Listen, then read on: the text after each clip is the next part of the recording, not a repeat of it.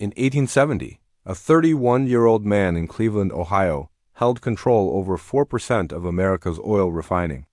Just 10 years later, in 1880, he controlled 90%. By 1904, he commanded 91% of all oil production and 85% of final sales. In doing so, he created a blueprint for power that still governs your life today. His name was John D. Rockefeller, and what he built wasn't just a company, it was a system. A system that survives in every industry you touch, every product you consume, every single dollar you spend.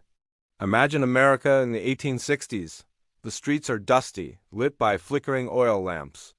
Drilling sites are scattered all across Pennsylvania, and fortunes are rising and falling literally overnight.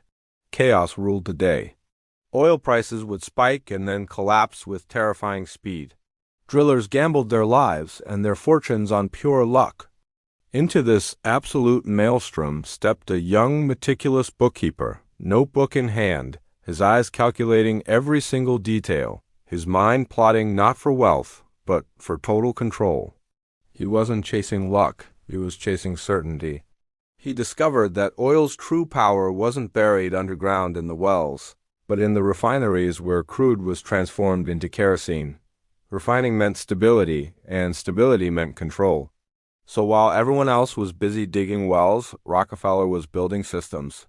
He meticulously studied costs, transportation, storage, and distribution.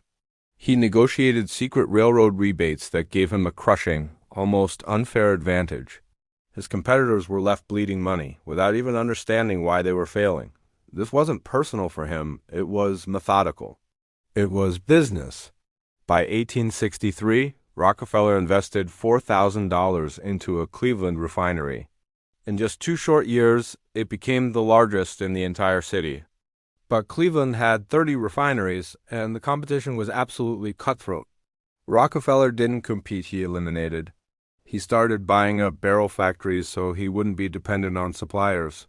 He acquired warehouses, tank cars, and entire distribution networks. Every single step of the oil process, from the ground to the lamp, was coming under his control. This strategy was called vertical integration, a radical idea back then that today underpins giants like Amazon, Google, and nearly every modern corporation you can think of.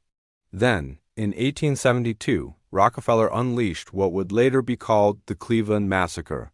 Over a period of just 3 months, he systematically approached his rival refinery owners with a simple offer: sell to me, or face complete and utter destruction.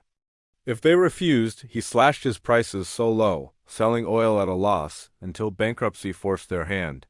By the end of this campaign, he controlled 25 of Cleveland's 26 refineries. He went from controlling 4% of the market to 25% in a matter of months. And that was just the beginning of his conquest. Throughout the 1870s, his company, Standard Oil, expanded nationwide to New York, Philadelphia, Pittsburgh, Baltimore. And with each new city, Rockefeller perfected his lethal combination of vertical and horizontal integration. This left his competitors completely helpless.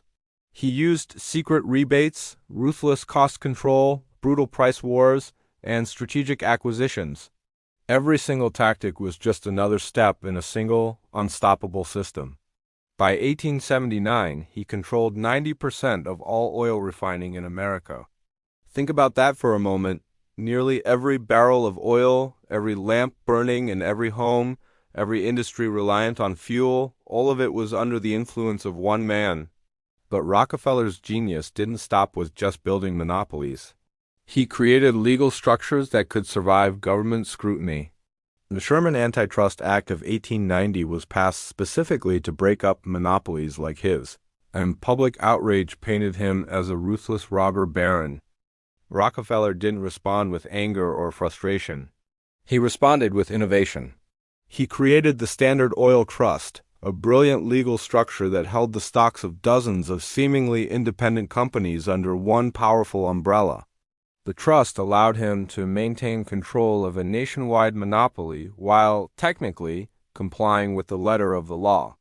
This created the template for modern holding companies and the corporate conglomerates we see everywhere today. When the Supreme Court finally broke Standard Oil into 34 separate pieces in 1911, most people assumed the empire was finished. They were wrong. Rockefeller still owned significant shares in all 34 of those new companies, and the breakup actually multiplied his incredible wealth. Standard Oil of New Jersey became Exxon, Standard Oil of New York became Mobil, Standard Oil of California became Chevron. Each one of these baby standards grew into its own global powerhouse. The system endured even when the original company did not. Rockefeller's methods, vertical integration, horizontal consolidation, capturing regulatory bodies, and even using philanthropy as a tool of influence spread far beyond the oil industry.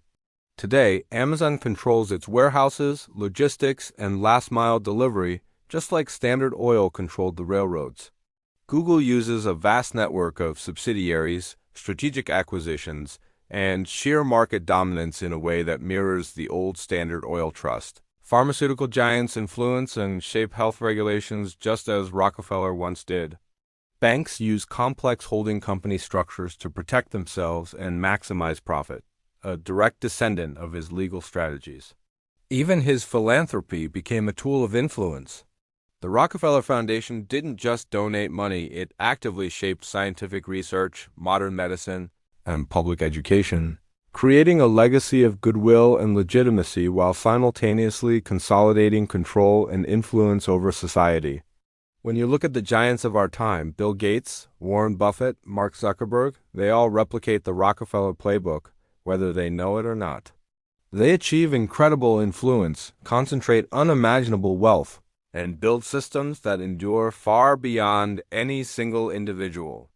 Every choice you make today, the fuel you put in your car, the groceries you buy, your online shopping, your banking, your medicine is filtered through business structures that he pioneered over a century ago.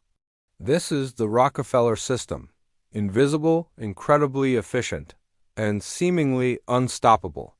And you live right inside of it. It delivers cheap goods, fast services, and amazing medical innovations. But at the same time, it concentrates wealth and power at the very top. You benefit from its efficiency, yet the system is designed to extract value from you every single day. Rockefeller wasn't just the richest man in modern history. He was the architect of modern capitalism, the engineer of corporate control, and the creator of a method that continues to dominate global markets, politics, and entire industries. He built not just an empire of oil, but a system you cannot escape. And understanding that system isn't just interesting trivia. It's essential for survival in the modern world. Because everything around you, every platform you use, every bank you trust, every corporation you buy from runs on his blueprint. You are living inside the system that Rockefeller built, and it's been 150 years in the making. Thanks for watching.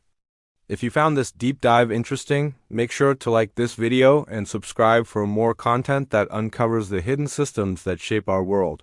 See you in the next one.